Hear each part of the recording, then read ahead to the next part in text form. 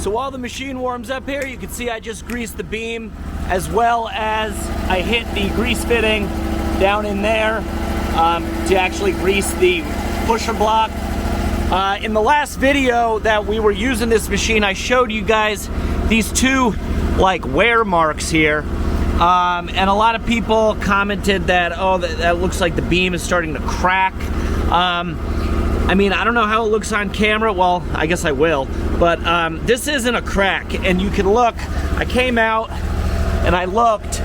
You can see the mark is right there. And coming down on the side here, there's absolutely no indication of any sort of crack in the side of this beam. There's a divot right here, but that doesn't even line up with this, you know, indentation. And then if we go totally underneath, there's no indication of any cracking. And just for the sake of not making you guys throw up, you'll have to believe me that it's the same on the other side here. So I'm gonna try and get in close. I don't know if it's gonna, oh yeah, it just focused. But you can see that's not really a crack as much as it looks like a, you know, like a wear mark from repeated wear. I'm trying to find the other one on the camera here. Oh, there it is. Just wearing back and forth. And the only thing I can think of is that it seems to be at the same position as when the ram stops. So, like, if we send out the ram here nice and slow, it's gonna kick off. And I don't know if there's something down underneath. I mean, all these wear blocks and the brass and everything look to be all one piece. So I'm not really sure what would cause it, you know, to make that indentation, but it's definitely well within that range of where this thing kind of stops and then, you know, proceeds to kick back. So I did talk with Andrew. He immediately responded to me. He said he had never seen anything like that before, as far as like a wear mark in two spots, you know, roughly in the same area on the beam. He said to keep an eye on it, and, you know, obviously if anything does happen, he will help take care of it and, you know, get me back up and running. So I just wanted to, you know, let that be known for those of you that were wondering and commented on that last video. So Chris should be showing up soon. I cut up some ash here to get things going, and that's just what we're gonna do. Well, guys, we weren't gonna get very far here splitting, because I just realized that we are on empty here. So no worries. Just gonna pop out the tank. We'll go take it over to that new Vevor fuel caddy, fill this puppy up.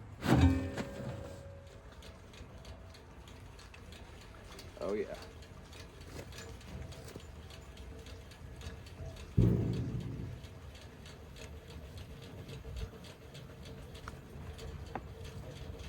Half full. That took 30 seconds.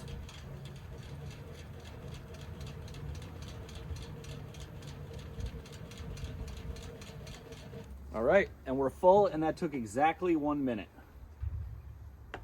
So that worked really well. I can hear it venting here. You know, again, I'm just showing this thing because I think it works really well, especially, you know, for me, that doesn't need a ton of fuel out here at one time. But 1 minute to fill up 7 gallons, that should last us for a couple quarts.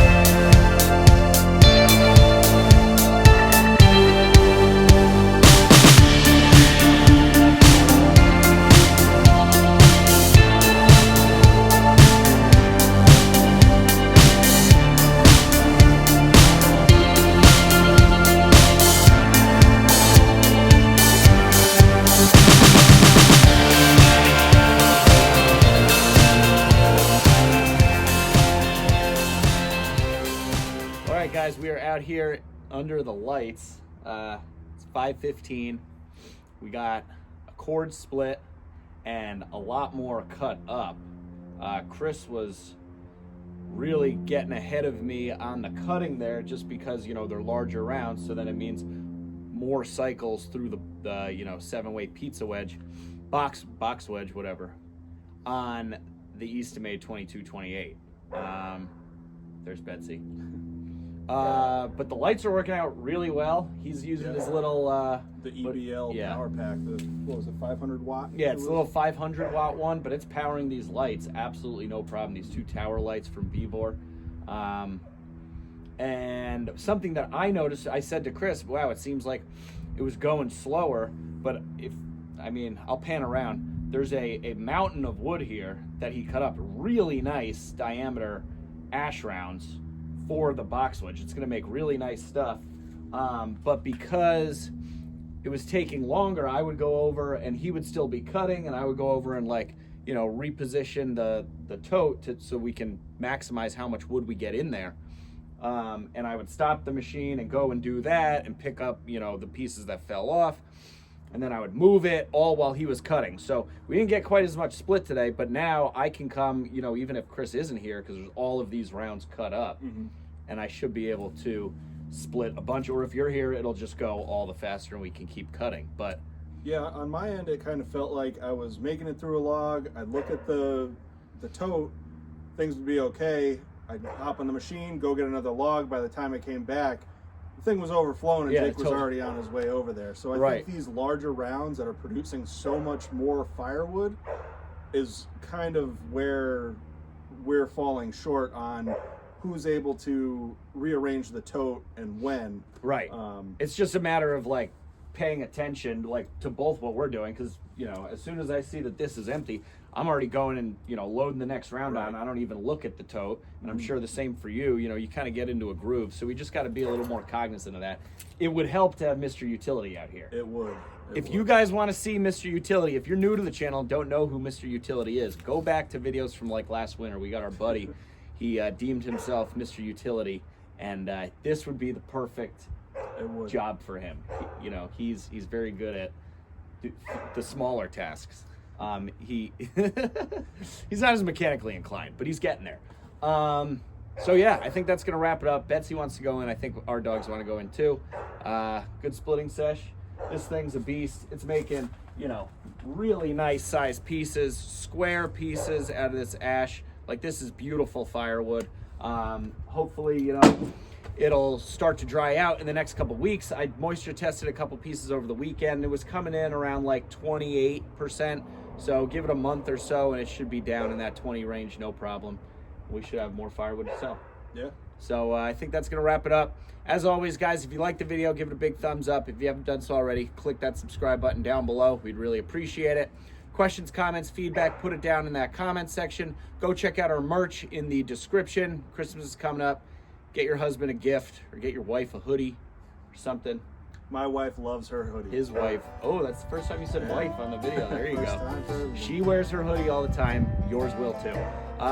Thanks for watching. I'm Jake. And I'm Chris. This is Dude Ranch DIY. We'll see you here next time. Without fail, they always cry and run. Yeah, you guys know the ending, huh?